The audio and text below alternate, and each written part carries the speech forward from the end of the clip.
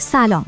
به خبرهای امروز اتباع و مهاجرین خارجی در ایران خوش اومدید.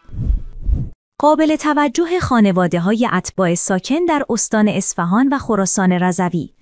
خانواده‌هایی که یکی از والدین دارای مدرک معتبر اقامتی هستند، کارت آمایش معتبر، پاسپورت اقامتی معتبر، پاسپورت خانواری معتبر و فرزندانشان برگه سرشماری دارند، می توانند از امروز پنجشنبه 3 مهر ماه جهت دریافت معرفی نامه تحصیلی به دفتر کفالت مربوطه مراجعه نمایند. کنسولگری افغانستان در مشهد در اطلاعیه‌ای اعلام کرده است متقاضیان پاسپورت که نام آنها در فهرست منتشر شده قرار دارد می توانند با در دست داشتن اصل رسید پاسپورت الکترونیک و اصل تذکره و در مورد کودکان اصل گواهی ولادت برای دریافت پاسپورت خود به این کنسولگری مراجعه کنند. قابل یادآوری است که پاسپورت تنها به خود شخص متقاضی تحویل داده خواهد شد. برای دریافت فهرست کامل اسامی، کافی است کلمه پاسپورت را در قسمت کامنت ها بنویسید تا لیست برای شما ارسال شود. 50,000 دانش آموز اتباع هنوز نام‌نویسی نشدند. وزیر آموزش و پرورش با بیان اینکه 50,000 دانش آموز اتباع داریم که هنوز نام‌نویسی نشده اند یا نتوانسته‌اند نام‌نویسی کنند، گفت برای این عده هم تمهیداتی فراهم خواهیم کرد تا مشکل آنها برای تحصیل برطرف شود. علیرضا کاظمی در گفتگو با روزنامه قدس خاطر نشان کرد سال گذشته حدود 600,000 دانش آموز اتباع داشتیم که معمولاً این دانش آموزان دیرتر ثبت نام می‌شوند، چون ابتدا باید دانش آموزان خودمان در مدارس نام‌نویسی شوند و بعد به سراغ اتباع برویم.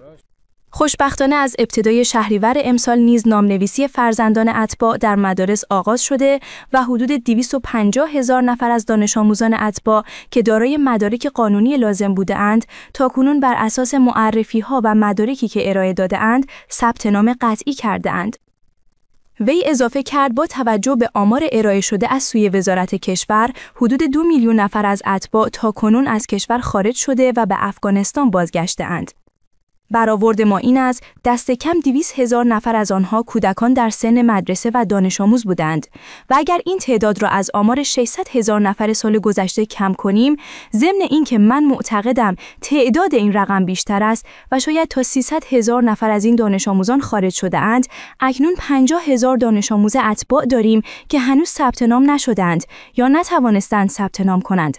برای این عده هم تمهیداتی فراهم می‌کنیم تا مشکل آنها برای تحصیل برطرف شود. وزیر آموزش و پرورش ادامه داد با وزارت کشور همکاری خواهیم کرد تا با فرآیندی که در مرکز امور اتباع و مهاجرین دیده شده، آن گروه از اتباع که هنوز از کشور خارج نشده و به هر دلیل در ایران مانده اند، با مراجعه به بخش زیربط در وزارت کشور و استانداری‌ها و طی کردن مراحل قانونی بتوانند فرزندان خود را در مدارس نام‌نویسی کنند. کاظمی در ادامه بیان کرد باور داریم اتباع و مهاجرینی که به کشور ما پناه آورده‌اند انسان هستند و به ویژه کودکان آنها نباید از حق تحصیل و علم آموزی و پرورش محروم شوند. تحصیل مثل تنفس یک حق عمومی انسان است و تلاش ما ابتدا این است اتباع بتوانند بروند و در کشور خودشان درس بخوانند و حمایت‌های ما هم از وزارت کشور و استانداران بر همین مبنا بود که آنها در سرزمین و فرهنگ خودشان آموزش ببینند.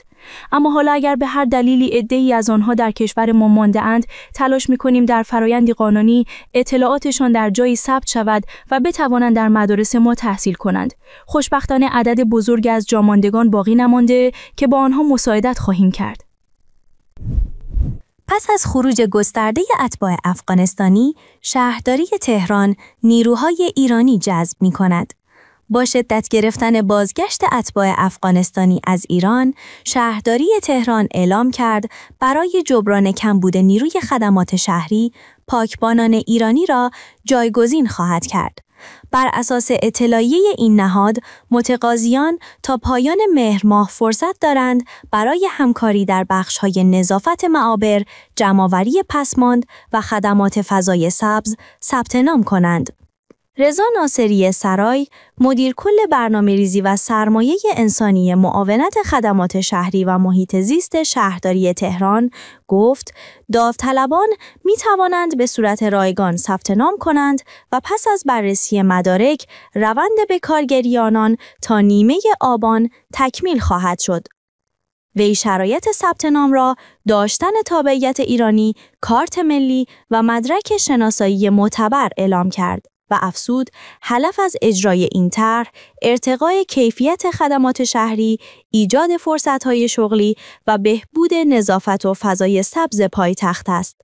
این در حالی است که برخی کارفرمایان در بخش‌های تولیدی، خدماتی و کشاورزی نسبت به کمبود نیروی کار ماهر پس از خروج اتباع هشدار دادند.